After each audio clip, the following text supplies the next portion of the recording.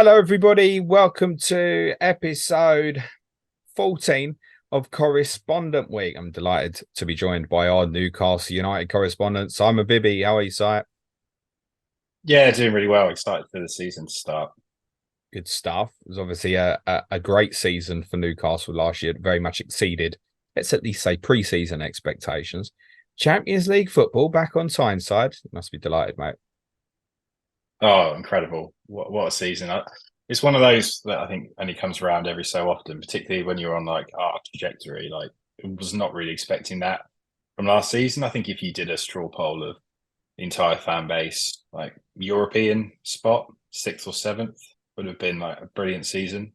To get fourth was just incredible, and beyond just the Champions League, I just think the joy that we had following the team and the progress and all of the little storylines that came out from like how bonded the squad was and the club was last season, coming from a place of obviously where everyone was outside of the club was slightly negative about the takeover and the money that was spent. I think inside They the club, still inside the are. fan base.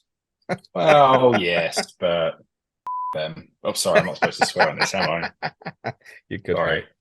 Right, bleep that out. Okay. Yeah. So brilliant season. I'm not sure if I'm sure we'll have like plenty of highs going forward, but like as a kind of start of the journey, yeah, fantastic. Couldn't have asked for more. Was there a point where you kind of accepted that it was on and you were like, okay, yeah, we're gonna do this? Because I think from the outside, most of us knew a good few months before was like that distance to Liverpool is just too big. That they're not going to do it.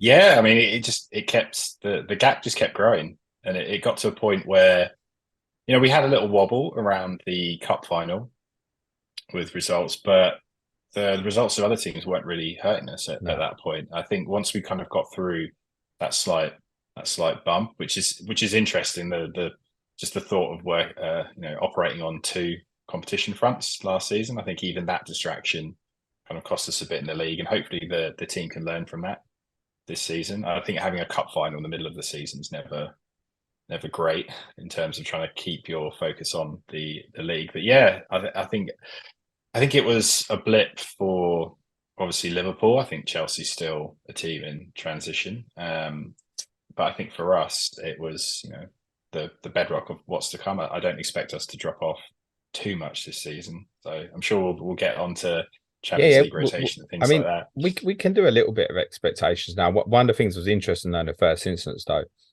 that obviously, I guess, in top four wouldn't have been the goal at the start of the season. In the same way, it wouldn't have been for Leicester City to win the league, right? But it's like you get yourself in a position we're here, we can do this. But do you think, in a weird way, that the expectation would have been in terms of the profile of raising the club? And we know actually the ownership have been fairly cautious. Actually, it's not like you've gone and done what Chelsea have done financially, for example.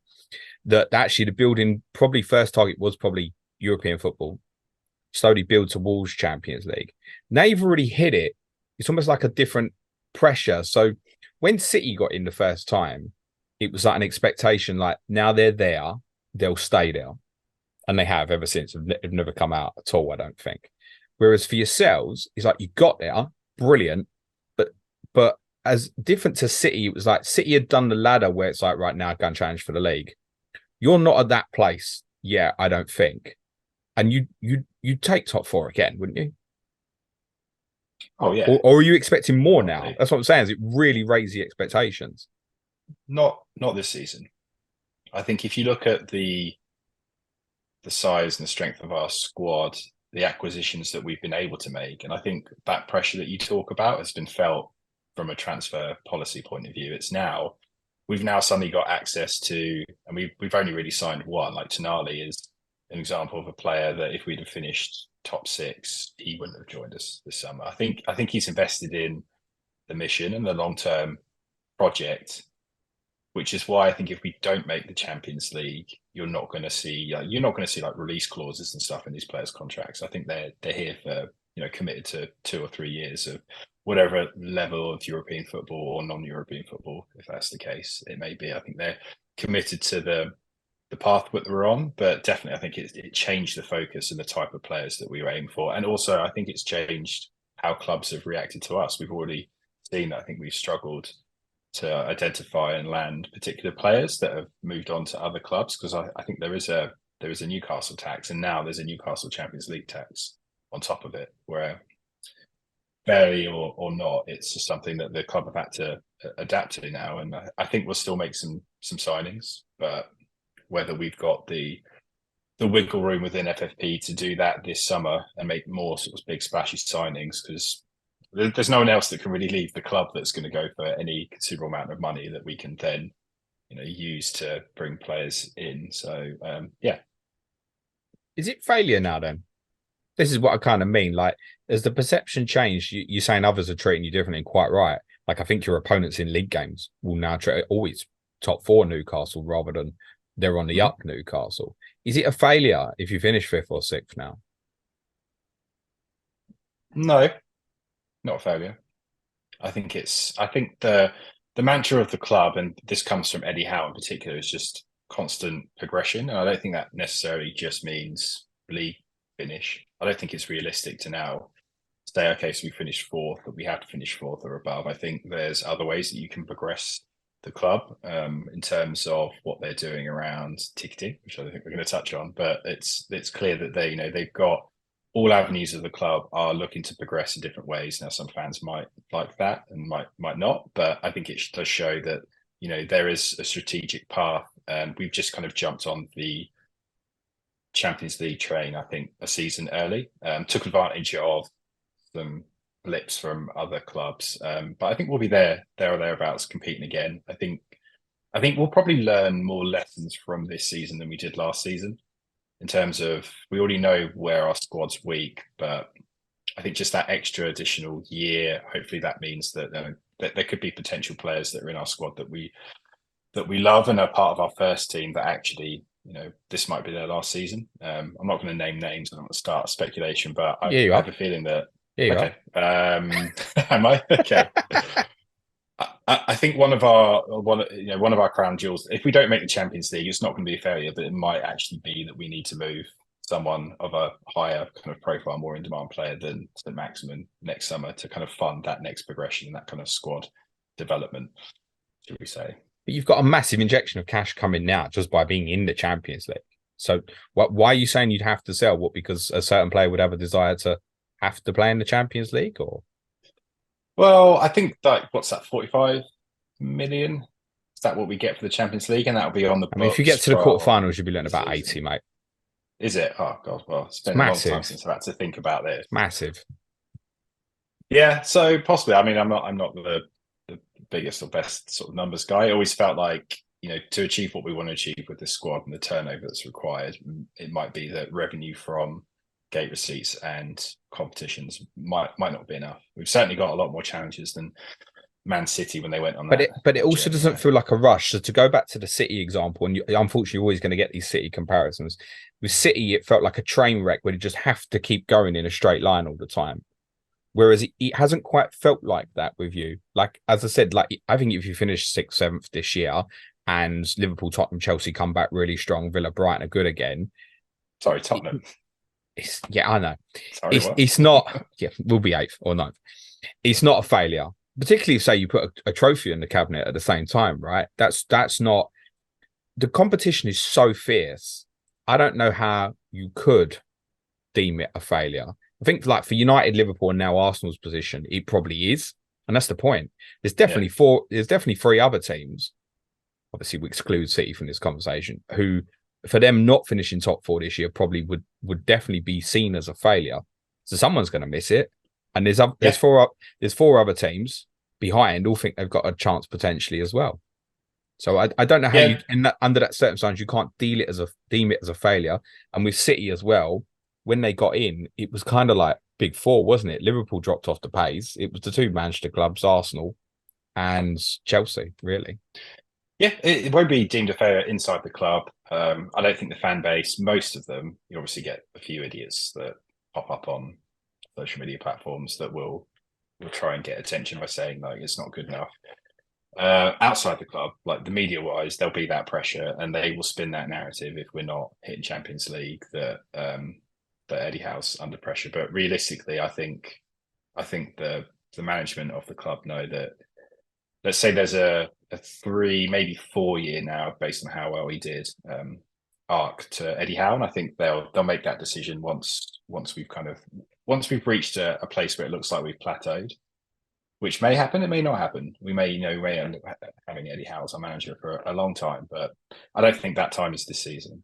I think he's almost got a free hit here, based on the fact that the squad isn't where it needs to be to compete in the Premier League and Champions League and try and win a trophy. Yeah, I don't see, like, if you finish 6th, he's getting sacked. Like, this is no. I don't say. It's not to say that exactly. Say you finish badly and you think, oh, he's got the best out of him, and it's going in a downward trajectory.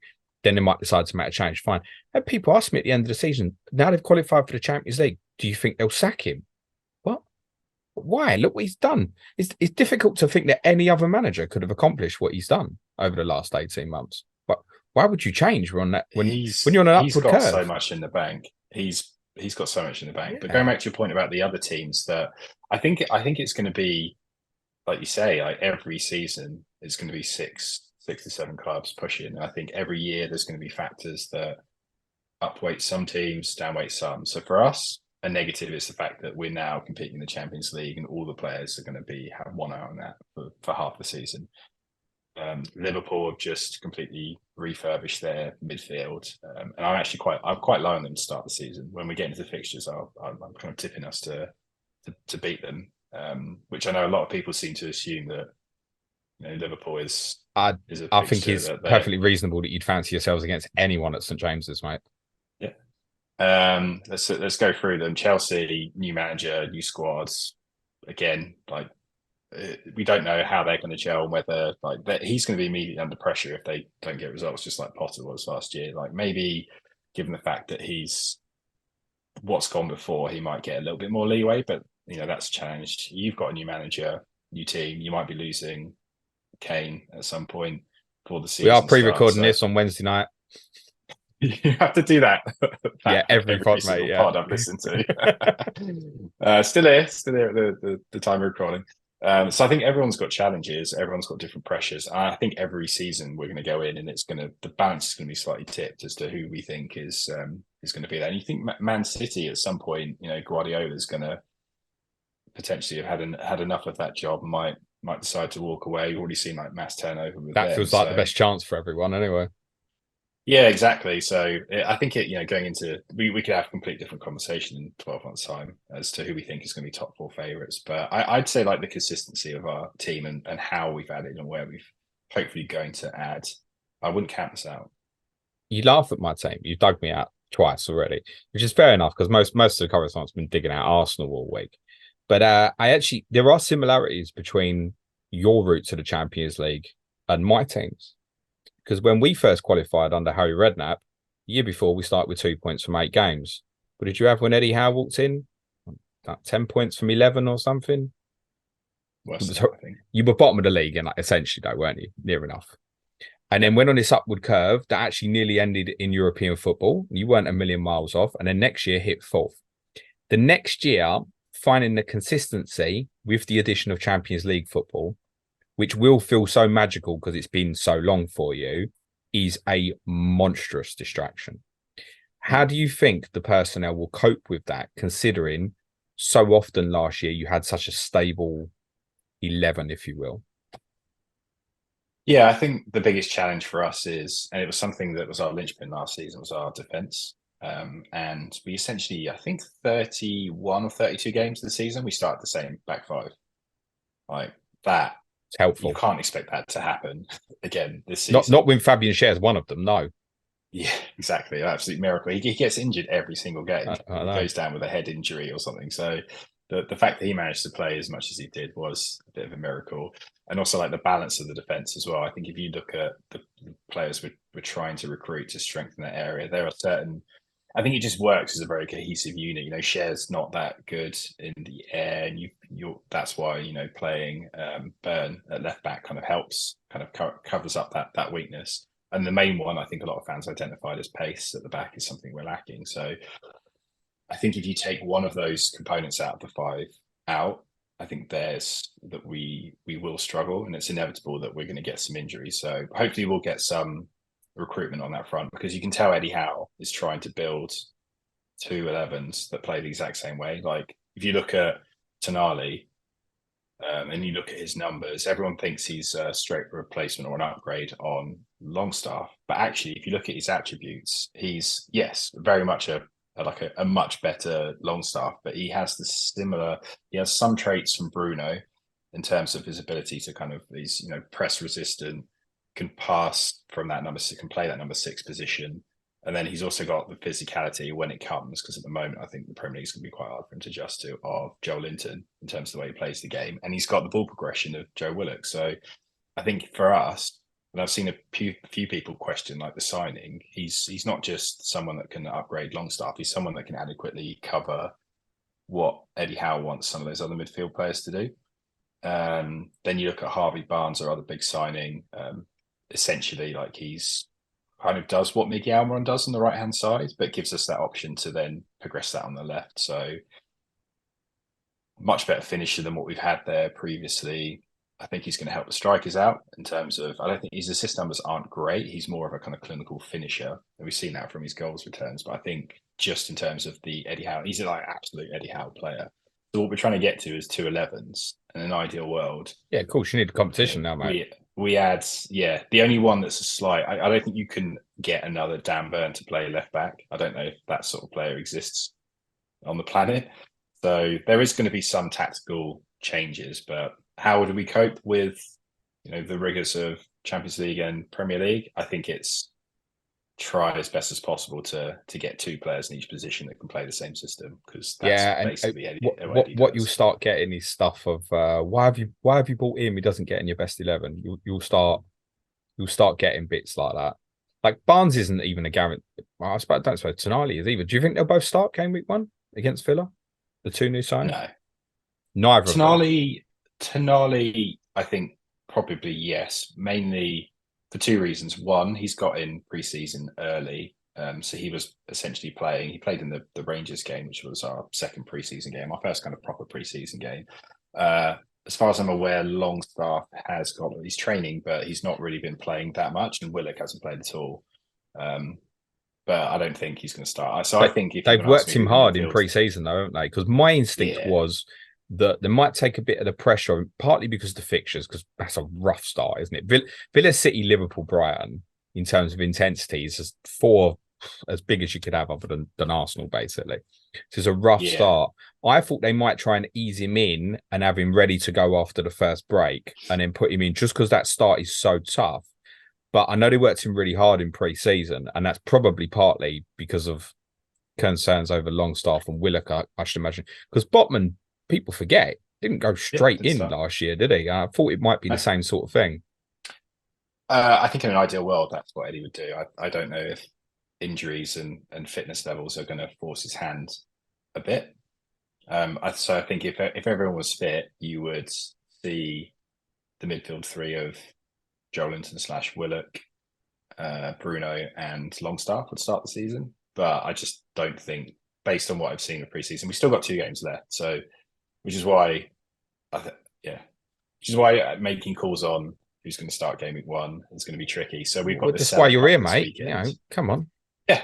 Well, there's one name we haven't talked about that I do think is going to start game week 1. But the Seller Cup this weekend is 2 games in 2 days, which seems to be quite a trend for a lot of teams, which doesn't really help, I think, in terms of who's going to start. I think essentially, go for it. No, I was just going to say there's certain teams who have got like City and Arsenal playing each other in the Community Shield. It's like a definitive final game, and that's possibly going to help us and understand in terms of who might start the next week. At least we probably have a good sort of 9-10 idea. Whereas in your case, you're playing a game Saturday, Sunday. What are you going to do? You're going to play an A team and a B team, or you're going to split them in half? Because presumably no one's going to play 90 minutes both games, are they? So there's a consciousness of that we might not get many clues with you. I think it will be more of a kind of 60-30 split, depending on fitness and how players do during the game. So I don't know which way around that would be. But I think there are certain keys we can look for. It's which game does Trippier play? And is he who's he looking to play right wing in that game? Is it Almiron? Is he looking to try Gordon? We haven't seen Gordon and Barnes play together, which I think is, and if they don't over the weekend, I think that's a sign that only one of them is going to start. I think it will be Gordon at this moment in time, just based on preseason minutes. But then to flip that on its head, say if Almiron doesn't play with Trippier, then I mean, there's every case to say he won't. It's not like those two don't already know each other in their game, right? They don't. That's true. From that perspective, so I wouldn't look at if Almiron's not in the same team as Trippier. I wouldn't think, oh, Almiron's suddenly a doubt for game week 1. I think this is your last chance to look at an alternative. No, I do think Almiron starts. I think again, I agree with that. He's not been as blistering as last preseason, but there are definitely lessons from last preseason that I'm taking into this season. I mean, I'd probably a better example of that would be perhaps like with Tonali, if he's probably going to play this right-sided 8 position to start with, which is Trippier's side. That probably is probably a better example. Yeah, because they'll have a certain amount of interaction with each other, I should imagine. So I certainly wouldn't with Almiron. So like if Gordon plays on the right in the same team as Trippier, and you're saying we haven't really seen it, I wouldn't think, oh, Gordon's definitely starting that position game week 1. I don't think we could make that judgment because Almiron and Trippier know each other so well. No, same with the strikers. I think you'll see. I think you'll see Isak and Wilson start one game each, and I think they'll both play around an hour and then half an hour in the other game. So let's go from the back because the back line picks itself basically, right? I presume we're looking at Pope, Trippier, Share if he's fit because there was this tight hamstring murmuring, wasn't there? Botman and Burn. I presume if they're all fit, there's no debate on that. Would that be fair? Or unless you buy someone, but. Doesn't matter at this point. If we buy someone, they're not starting. So no debate on that if they're fit. The debate if Share's not fit is does that mean Lascelles comes straight in? I think it does based on like he's had preseason minutes. Actually pinged like a lovely. He played Lascelles at Man City last year from memory. Was it at Man City? He got some more run towards the end of last season. And a lot of people thought he just tucked Burn inside from memory and Target would play, and he didn't do that.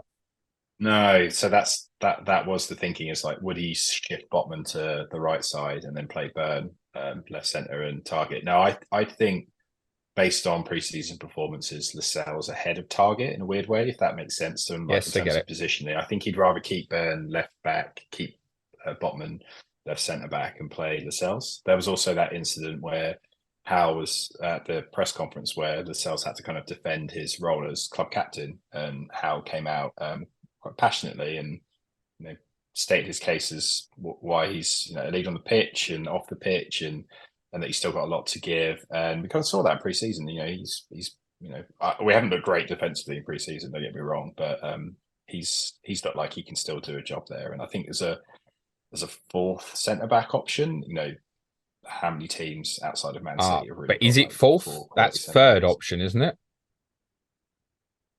Yeah, well, okay. I think if Botman was to miss a game, you would see Burn slot in there. I don't think he's going to mess around with.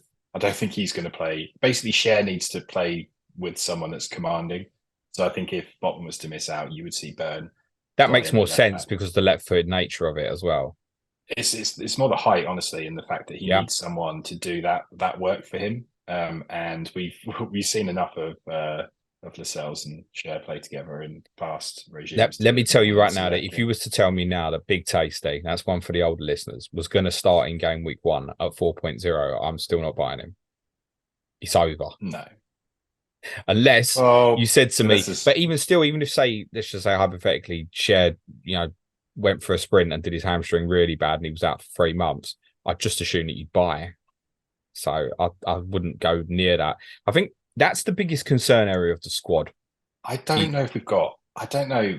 Well, I think we're looking at loan to buy. We're trying to stop. We haven't got that much money that we can put on the books this summer. Is my understanding of it is. I'm not sure that's right, mate. I'd say. Okay, with the you have to remember how prudent. We know you hated the former owner, right? But he was so prudent that it did allow, should you want to go mental when the new guys came in, because you never spent that 50 years before it. Our revenue income is That's why we sold St Maximin. Is But we the Champions needed. League is going to bring you so much. That's a guarantee, mate. Yeah, but that It's a cash certain doesn't guaranteed money that there. cash doesn't come in this summer on the books, though, does it? Does it? Well, I Anyway, presume as we've gone past June the 30th, whatever you spend now goes over the next year, and the Champions League revenue will come in with it. I would have thought, mate. okay.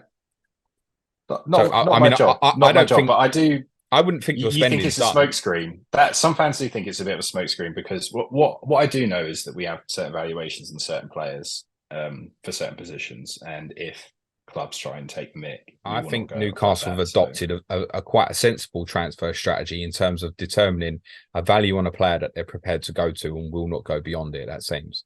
yeah, Whereas, say with City, different example, and it wasn't quite the same restrictions then. We were buying a new centre forward every transfer window. Right? Now we know you've got good centre forwards anyway, so it's not particularly a problem. But I think Newcastle have deemed in certain situations there's a valuation of a player that they're prepared to go to and will not go beyond that. So and we will and when a player becomes everyone knows you're minted, right? So yeah, it doesn't do any harm to say, oh, we might not have that much for this particular calendar year. Yeah, it probably is a smokescreen, mate. okay. I know that Anthony Gordon's a good example of a player that we identified and opportunistically went for because And he was overpaid available for. at the time Jokes. and overpaid for. But he, well, I mean, we overpaid for a left winger from an Everton team where he clearly, if you listen to his comments, didn't really get any kind of tactical or physical training. I think you're going to see a different Anthony Gordon this season. I was If you watch impressed the with him in the summer. under-21s, Yeah, he was good, mate. yeah. For me, the question marks about him were like he can't really take a player on. So why would we sign like a winger to do that? But when you actually look at what his core attributes are, which is like the running in behind, and like he can finish and he's very accurately shot. He doesn't always score them, but he will get them on target. And like if you actually break down what his best attributes are, it's that kind of inside forward position. And right now he's our third striker, I would say. Like you can obviously play like Joe Linton there if we need to, depending on what the matchup is. But for me, he's number 3, and he will get minutes, I think, up top.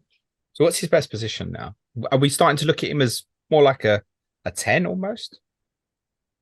Almost. I think Eddie will still play the 4-3-3. So I think he'll still start there, which is partly why I think we are trying. When you say start there, do you mean the wide position? Wide position, yeah. I think he needs more than what we're currently able to offer him from a left back advanced position. Like I don't think Dan Burn.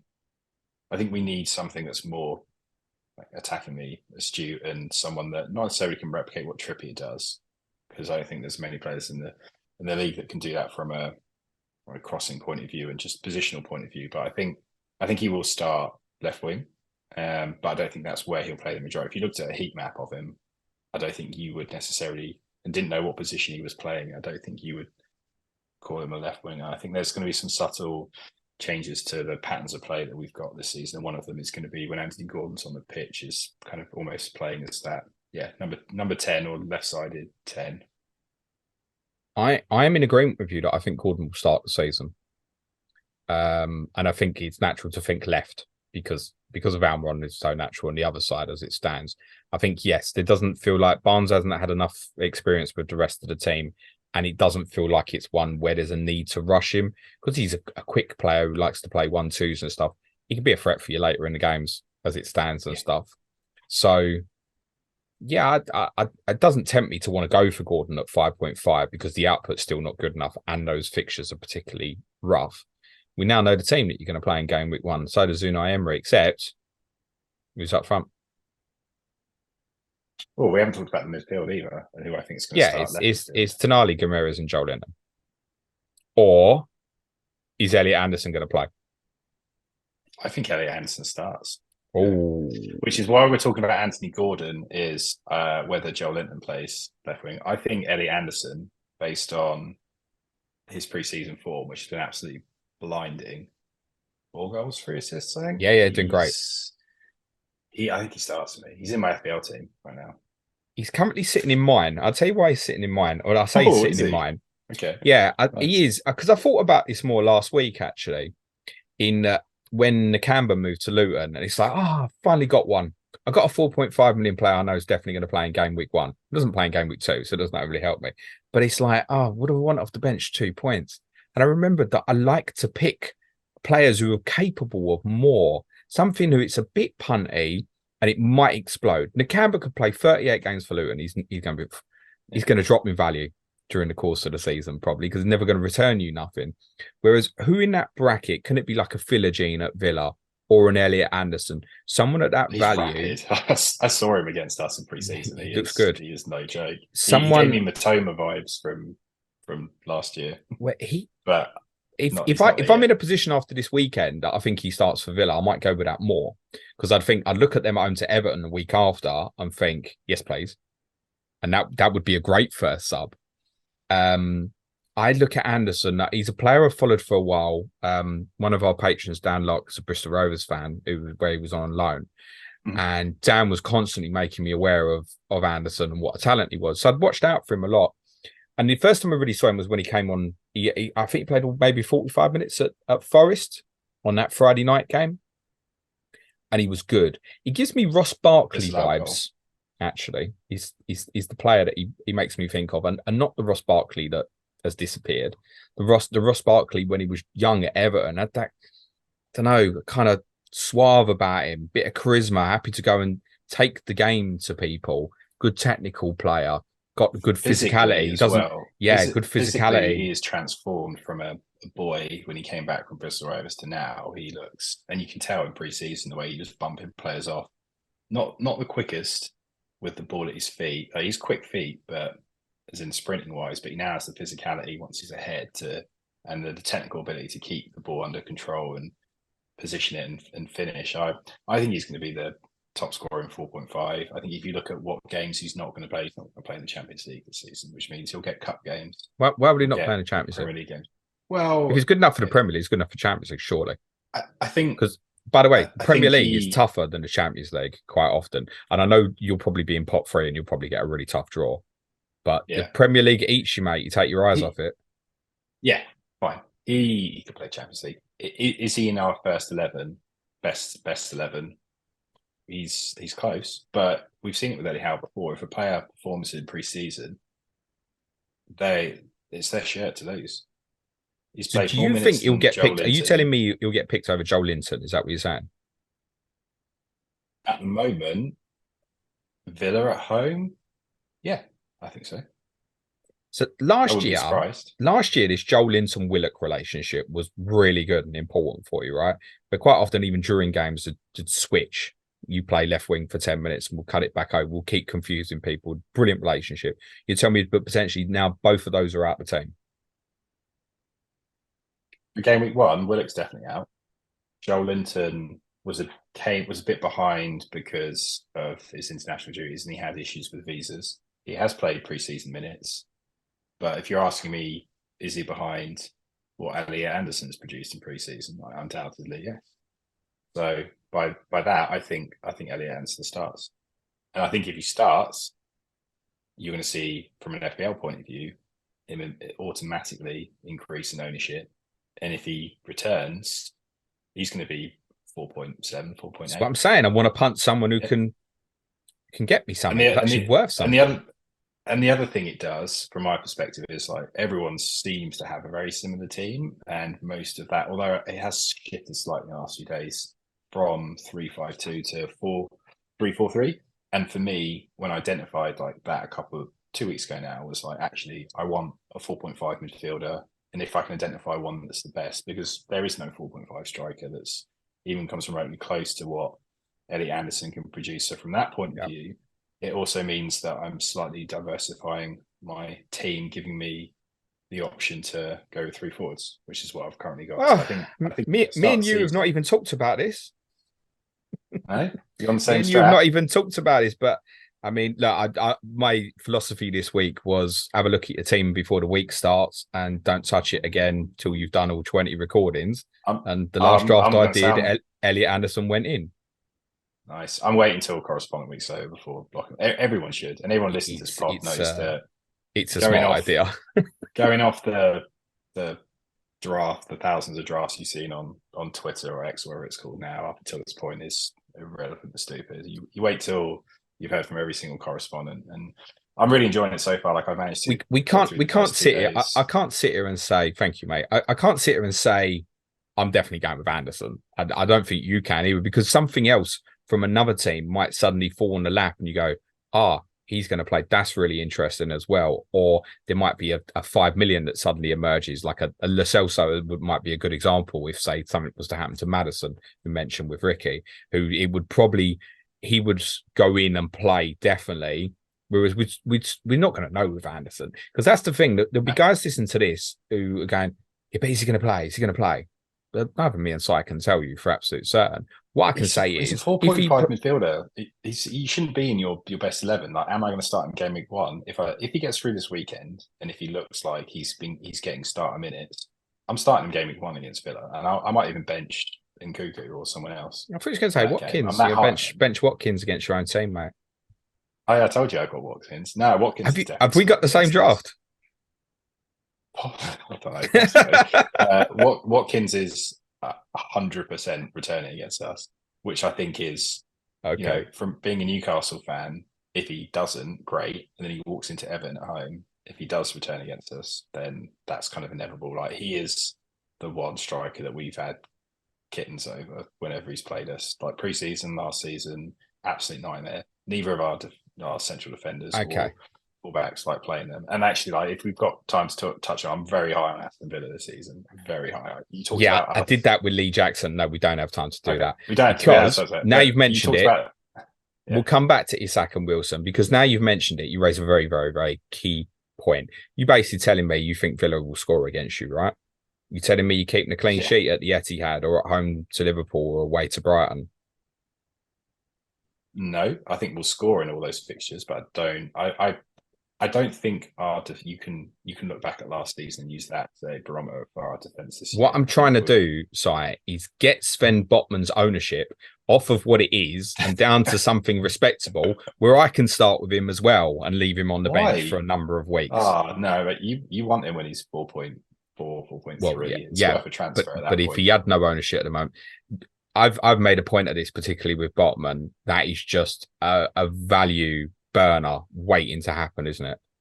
With that ownership. And he's dropped a lot. It's worth saying he's lost about 10% of ownership over the last couple of weeks, or certainly at least since the game started, because he was in around about a third of teams. Now it's kind of come under a quarter. Yeah. So a lot of people, I think, of having similar thoughts. Plus 10-4 fixture, you're never starting with him. You could start him against Villa, of course you could. But he's, for me, ludicrous that they priced him at 4.5. Yeah. That's why his ownership's so high. Not because he's a bad pick, because he's a good pick. But I just know he's going to hemorrhage value. He's going to hemorrhage value, but I mean, how they priced him at 4. I mean, he's got goal threat limit at the post last season, and that there are, I think, once he could potentially do like Van Dijk levels. And you have to say, so I got him in on wildcard about game week 26. I think I saw about 1 clean sheet. Didn't do nothing for me, mate. Yeah, as I said, I don't think you can. I wouldn't judge our defence on last season, but 4.5 million for a starting centre back in a top 6 team. Yeah, it's going to play every week. Yeah, so I would, if people want to get him in now and are really conscious on not burning transfers and don't really care that he's going to drop, there's every chance that he'll go back up again once that run happens. But yeah, it's whether you want to take the opportunity to potentially grab him at lower price, which I do. So if we go through all the main players, like Trippier's 35% owned at the moment, 6.5 is a fair price for last season. But Trips could still offer the attacking stuff to come with it. Let's be realistic with Botman. Yeah. He's not going to get many. I'm sure he'll chip in with the odd goal or two, but Cher is a much bigger offensive threat. We know that, right? Yeah. Trips, as we know from the historical last year, that incredible run, can return offensively in any game. And if he does, there's potentially bonus coming with it regularly as well. Yep. So that's why there's a difference. And interestingly, I think a lot of people, I wouldn't be surprised if Trippier's ownership goes up a little bit. So seeing a little bit of movement within the community of people perhaps going a little bit colder on Trent. And once they do, quite often they're finding, I've got to spare 1.5 million in the bank. Do you know what? I might just start Trippier. I've seen people suggesting about getting Trippier and benching him for 2 to 4 so he's ready for this brilliant run you have from game week 5 onwards. Obviously, if you got him, you start him against Villa, of course you do. But then the next 3, maybe benching him and having him ready. Should be popular when the swing comes. If Kieran Trippier does nothing, and I kind of hope from an FPL perspective it's nothing, and he's dipping into 6-2, 6-3 when you've got that fixture swing from game week 5, yeah, I might be going in quite quickly. Yeah, I mean, I've even thought about. I mean, I've built a team for the first 4 game weeks. The only one that I still haven't adjusted to is after listening. I haven't quite finished the Brentford podcast, because what I'm looking at is the teams that have got 3 home games out of the first 4, and then potentially, like, I might just pop my wild card in game week 5. At which point, I'm getting 3 Newcastle guys in, regardless of how the first 4 games have gone. I don't think the way that Eddie Howe has built this squad, we lose more than 1 or 2 games in a row. And I don't think we have 1 or 2, possibly 3 or 4 bad performances in a row, particularly as European football wouldn't have kicked in by that point. So game week 5, yeah, absolutely steaming. And I know I'm coming back on to do Clash of Correspondence that time. So it'll be interesting to see if any of these points hold up with Anderson or the defence. But yeah, if you wanted to get Trippier and stash him, listen, let's be very clear with that run of fixtures you've got. You could do very well in it. You could get 8 points, 9 points. You're very capable, right? But it is rough, especially for someone like Botman. It's rough from a defensive point of view. From an attacking point of view, Villa, that game could be anything. We saw it in pre-season. Obviously, no one's putting in the defensive effort, and there was a lot of change around in the team throughout the game. But that's going to be a high-scoring game. So I think attackers on both sides, like, fill your boots. Man City away, first home game, good time to play them, I think. Yeah, you want to get it. I'd said that earlier to Tomo. I think I was like, I wish I could play City game week 1 and game week 2 and forget about them. Yeah, I think we'll score in that game. I think, again, they've still got the same team defensively, but like, what's happening with the midfield and the front 3? Like, early season, like, do they have the motivation? Is it there? Is Pep going to have to like piss about with his team like he did last season and pull players out and stuff? Liverpool at home, I'm actually fairly low on Liverpool to start the season at least. I do think they'll potentially finish above us come the end of the season, but I think they've got a ways to go to sort out and get the balance right in that team. And I think if Trent plays in a midfield on his own, like, we could absolutely destroy him with our 3 at home. So I actually fancy us to win that game. Hopefully I can take some money off my dad who supports Liverpool. We have a bet every season, and every season it's kind of painful. Particularly as they did a double over us last year, and the only team to do. Brighton away, goals again. They're going through a bit of a transition as well. But I'm glad you mentioned these games, because Man City away last year, he didn't score. Liverpool home last year, he didn't score. Brighton away last year, he didn't score. Now, admittedly, you beat Villa 4-0, so it levels out a bit. But that was the last game before Unai Emery took over. So yeah. I mean, I at the moment just have Elliot Anderson in my team.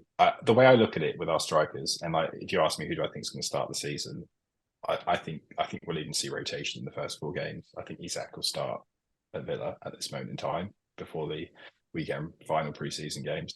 Every chance that like Wilson comes in for Man City or Liverpool. I think those 2. Wow, you've just put everybody off those 2, mate. I think until one of them hits like a. Surely Isak's ahead now, isn't he? He is ahead. And I think if you really study the way the preseason's gone, I think where there's been an opportunity fresh to play both of them, he's gone with Isak, and then he's brought Wilson off the bench, and we've seen that it worked last season. So I think if you're going to ask me minutes wise, Isak's ahead, and he'll start the majority of the games. If there's any like slight drop in form or goals dry up, don't be surprised if Wilson comes in, because he'll be chomping at the bit start, and he's more than capable. And you're going to get that now with monster Champions League, etc. So clearly there is going to be a little bit of that now. This is part of the thing that changes the game. Surely we're not going to get this with Isak back on the left again now, though, with like Harvey Barnes bought and that, are we? No. I think a small percentage. And I'm sure there's times, particularly when he's chasing a game like that game you had with Southampton, where, yeah, sure, he'll go down that route. But generally speaking, because that was painful watching that at the end of the season as an owner, mate. Yeah, it was bad. Through no fault of his own, by the way. Through no fault of his own. Yeah. I think that assist that he had at Everton did not help. That was I think everyone's like, oh, he can play on the left, and like he's very good at picking the ball up and dribbling into the box, but you don't want him starting there. But Like also, that's even in that obvious. goal, he drifted out into that position from original, right? So Yeah, exactly. It's if you watch like 2 minute clips, you see a lot of his stuff. Even pre-season, he clipped one in for Ashby to score, and that was a similar kind of setup, dribbling in from the left. But he was playing up front that game. No, okay, he's central striker.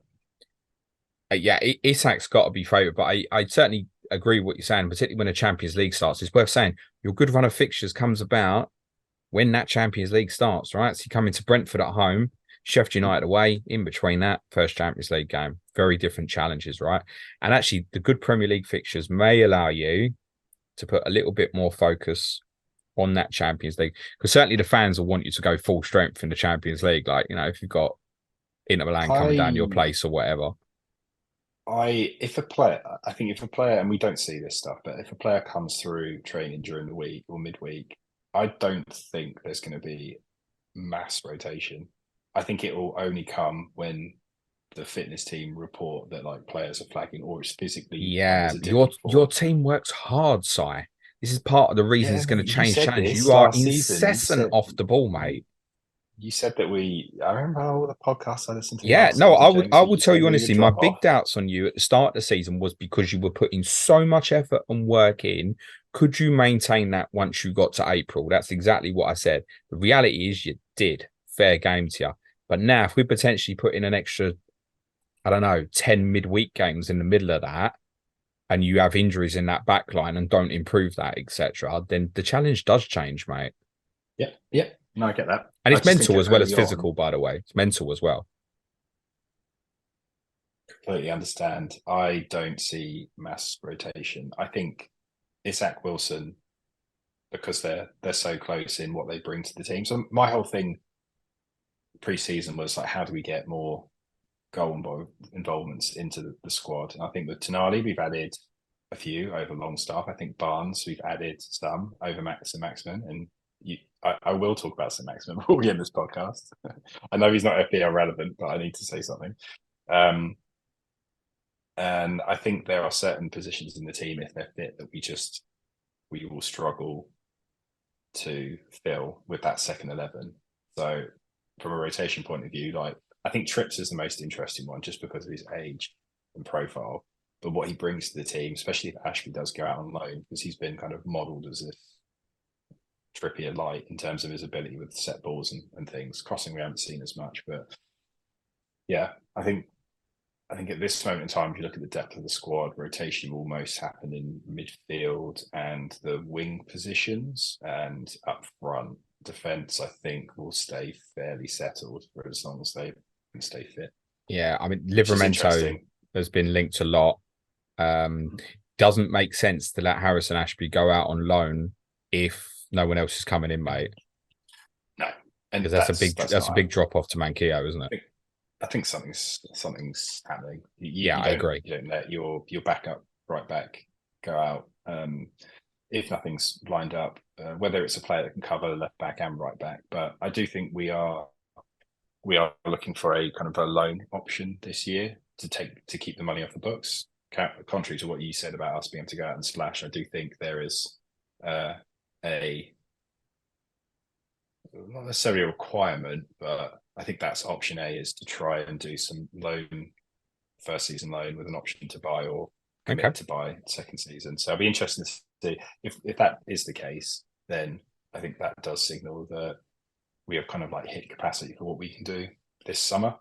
Now, whether that situation is the same in January or next summer, I think next summer is where we potentially make our next kind of big splashy signing. I think that right wing position is one that a lot of fans wanted to be upgraded this summer, but based on the makeup of the squad and other priority areas, I don't think it's realistically one that we were ever going to get done. Like Diaby, for instance, is a player I know a lot of Newcastle fans were quite keen to see join the club, and obviously he's gone to Villa, who I have tipped finished sixth, by the way, above your team. I think I've seen a lot in Villa that we had last season. I swear you've listened to the Aston Villa podcast already. I did listen to it. So where did I tip Villa to finish? Maybe sixth before, actually. Sixth. Was it sixth? Yeah, it was sixth. Yeah. Yeah. Okay. Yeah. Look at this, James. We're going to win it. We're coming first definitely and above second my FPL definitely above my team as it stands currently, unless we buy a centre Right. back. What? I need to listen to what Sudge is doing in FPL and just copy him instead because he'll probably that is the content creator you all need. None of this FPL Harry stuff. Hello H. You need to copy Sudge. Let's finish on some quick fire for FPL then. So Trippier, no, you don't think people should start with him? No. Botman? No. Can you understand why people want to start with Botman? Yeah, completely. Okay. He's going to be in my team and he's going to, once he's in, he's going to probably stay for the rest of the season. But unless you're doing a 3-4 team rotation, I just think our defence, I don't trust it as much as what we saw last season. I think we need to see it in action first. Can you see anything happening over the next week or so that would change your mind on a Newcastle offensive player other than Anderson, i.e., let's say Wilson picked up an injury? Do you feel differently about Isak under that circumstances, for example? Yes, he would go in to my front three. Okay. If only one of them was at the expense of what, Ollie Watkins, who's definitely scoring at St James's Park, according to you? No, it would be. I've currently got Haaland and Kunku and Watson, so I'd find 0.5 somewhere. Actually, I think I've got 0.5 in the bank. I need to sort out my goalkeepers, but yeah, if I knew one of them was a lock, I would probably make that gamble based on like how low their ownership is and what we know they can deliver. But I think for everyone, you just got to weigh up like, are all these players differentials? Yes. Are they likely to score points? Yes. Are people ignoring them because of supposedly difficult fixtures? Yes. So you just got to weigh up whether you think those players are going to score more than you currently got in your squad. And the reason I've only got Elliot Anderson in is because I currently think other players probably will score more points.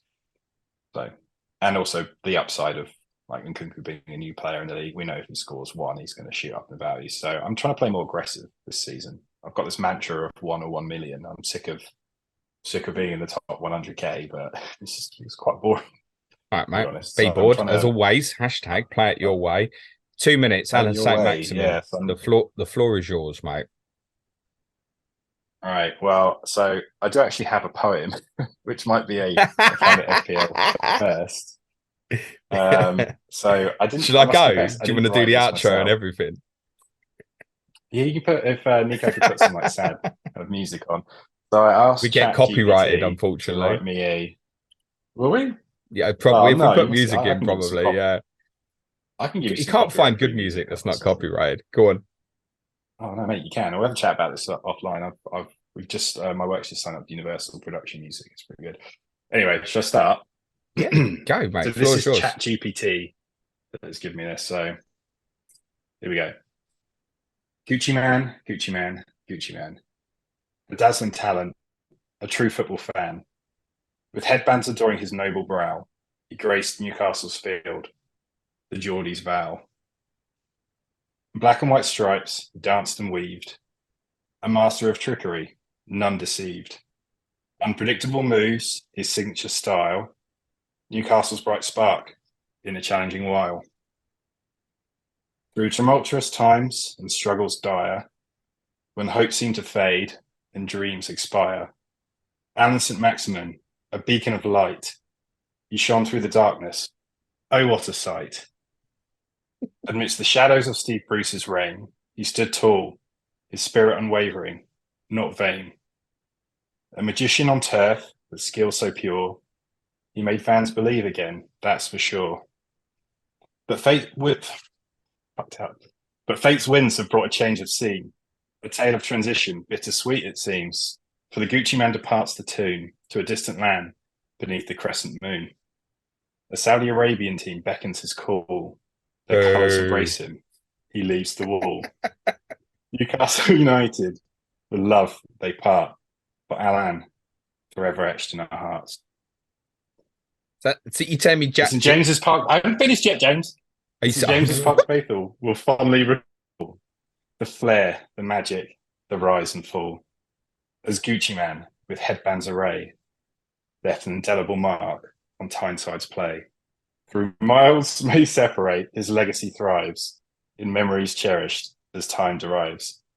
A toast to St. Alan St. Maximin's delight, a glorious chapter in black and white. Now you finish. Now we finished. So Chat GPT wrote that. Yeah, I asked him to put the first line in as Gucci Man. Gucci Man, Gucci Man. That was my I contribution. want to say that was fucking shit.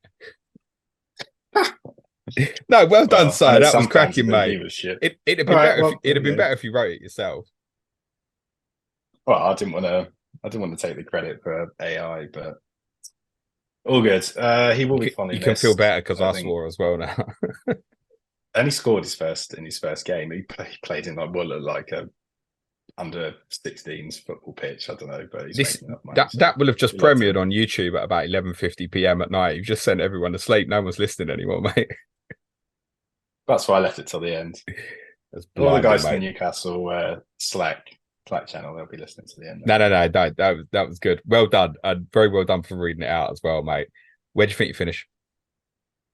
5th. I agree. Champions League again next season. Yes, it's worth saying 5th it's probably likely to be enough. Yes, that's what I think as well. How many of the correspondents do you think predicted you to finish in the top 5? 6. That's low, isn't it? Yeah. I think top 6, 18, but top 4, I think 6. 5. Only. I'm surprised by that. Only one said top 4. And I didn't check if that was you or not. But you've just said 5th, so I trust you. So, yeah, that's interesting. And only another 7 said 6th. So, there's only 12 of the correspondents, of which you're one of those, think you'll finish top 6. It's 40% saying outside the top 6. And I think that's not a criticism of you. That's the challenge ahead, and we don't know what's going to happen. I also think it's just as likely that you improve again and finish 3rd, for example, and you get it right. But if you're saying they're cautious what they're doing in the transfer window, and I take your word for it, with the added mental and physical challenge that are ahead, yes, I also think finishing 5th would be a good finish for you. I think 4th, to do it again and finish above Liverpool or United would be a brilliant achievement. So it'd be tough. It'll be tough. I do think we'll finish above Chelsea. Where you finish will probably hang on what we get from Liverpool, possibly. If you get title chase from Liverpool, then they'll go away, won't they?